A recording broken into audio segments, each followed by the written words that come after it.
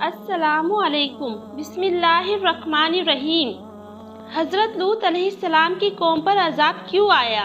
حضرت لوط علیہ السلام جس قوم کی طرف بھیجے گئے وہ بہت خوشحال تھی، ان کی بستیاں بہت آباد تھی، لیکن یہ قوم برائی میں ڈوبی ہوئی تھی۔ لوگ خدا کو چھوڑ کر بتوں کو پوجتے تھے، بٹماری کرتے، اور سب سے بڑی برائی ان کے ہاں یہ تھی کہ وہ عورتوں کو چھوڑ کر لڑکوں کے ساتھ برا کام کرتے تھے۔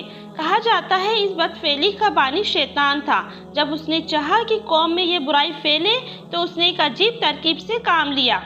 ابلیس ایک خوبصورت لڑکے کی شکل میں ایک باغ میں آتا اور ہمیشہ اس کے پھل پھولوں کو نقصان پہنچاتا۔ باغ کا مالک اسے پکڑنے کی کوشش کرتا، لیکن وہ بھاگ کر باغ سے نکل جاتا۔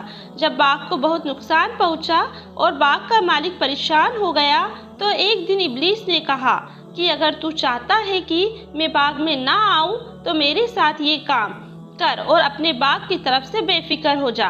باغ کے مالک نے کہا یہ تو بہت اچھا ہے، اور پھر وہ اس برائی میں پڑ گیا۔ اس طرح شیطان نے فعل بد کو اس قوم میں جاری کر دیا۔ خدا کی طرف سے ہدایت کے لیے حضرت لوط نے لوگوں کو اس فعل بد سے روکا اور ان کو ہر طرح سے سمجھایا اور خدا کا خوف دلایا، اور کہا کہ اگر تم برائی سے باز نہیں آتے تو خدا کا عذاب تمہیں دھر لے گا۔ لیکن لوگ اتنے بے شرم اور بے حیا تھے کہ بولے فاتینا بعذاب اللہ ان کنتم من الصادقین، ہم پر خدا کا عذاب لا اگر تو سچا ہے۔ حضرت لوط پھر بھی ان کو سمجھاتے رہے اور ان کو خدا کی طرف دعوت دیتے رہے۔ اپنے چچا ابراہیم علیہ السلام کی طرح حضرت لوط علیہ السلام بھی مہمانوں کی بڑی عزت اور خدمت کرتے تھے۔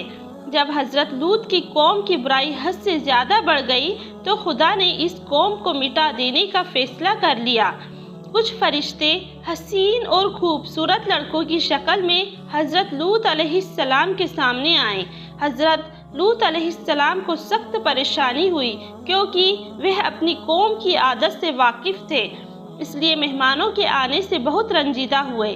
مہمانوں کو اپنے گھر میں ٹھہرایا اور بیوی سے کہا کسی کو مہمانوں کا حال معلوم نہ ہونے پائے، لیکن کافر بیوی نے جا کر لوگوں کو بتا دیا کہ اس کے گھر ایسے لڑکے آئے ہیں جن کے حسن اور قد و قامت کی تعریف نہیں کی جا سکتی، یعنی وہ حسن و جمال میں بے مثال ہے۔ اس خبر کے سنتے ہی بد چلن لوگ حضرت لوط کے پاس پہنچے۔ حضرت لوط نے کہا مجھے کیوں مہمانوں کے سامنے فضیحت کرتے ہو؟ برائی سے باز رہو، اگر چاہو تو بیٹیوں کو اپنے نکاح میں لے آؤ، لیکن میرے مہمانوں کو مت ستاؤ۔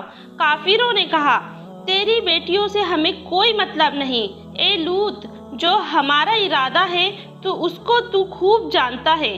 فرشتوں نے جب دیکھا کہ حضرت لوط بہت پریشان ہیں تو خاموشی سے ان سے کہا آپ بے خوف رہیے، ہم خدا کے فرشتے ہیں، یہ لوگ کچھ بھی نقصان نہیں پہنچا سکتے۔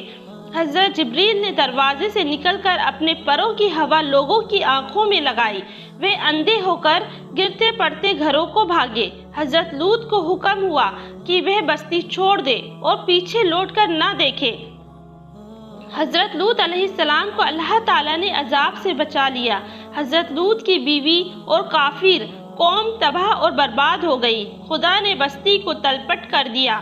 اس قوم پر خدا نے پتھروں کی بارش کی اور اس کا دنیا میں کوئی نام و نشان باقی نہ رہا۔ حضرت لوط علیہ السلام اپنے چچا حضرت ابراہیم علیہ السلام کے پاس چلے گئے۔ ربیع الاول کی 10ویں تاریخ کو ان کا انتقال ہوا۔ ایسے ہی واقعات سننے کے لیے چینل کو سبسکرائب کریں، لائک کریں اور شیئر کریں۔